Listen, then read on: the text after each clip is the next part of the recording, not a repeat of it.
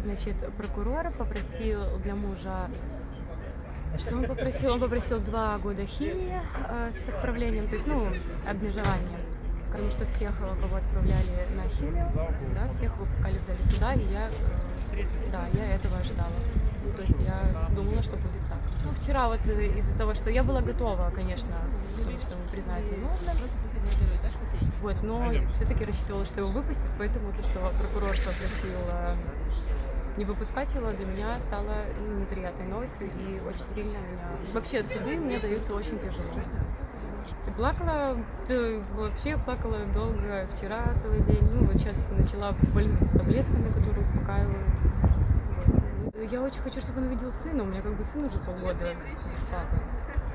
Вот. Ну, я-то сама нормально вроде как. А вот хотелось бы, чтобы сын увидел папу. Не знаю, как Левону тяжело. И Левон очень много чего не видел, что он уже умеет. И как он сильно вырос. И он очень сильно вырос. На свидании, вот, и просто как-то зашла тема про расизм, и вот он сказал, что, да, типа, было жестко, что его именно, что он черный.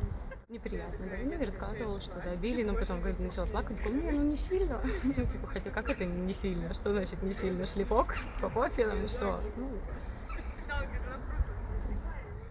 человек, который не выходил на улицу, как он может что-то сделать? Ну, то есть его не было, не выходил и ничего противозаконного не делал. Как я могу к этому относиться? Я отношусь к этому плохо.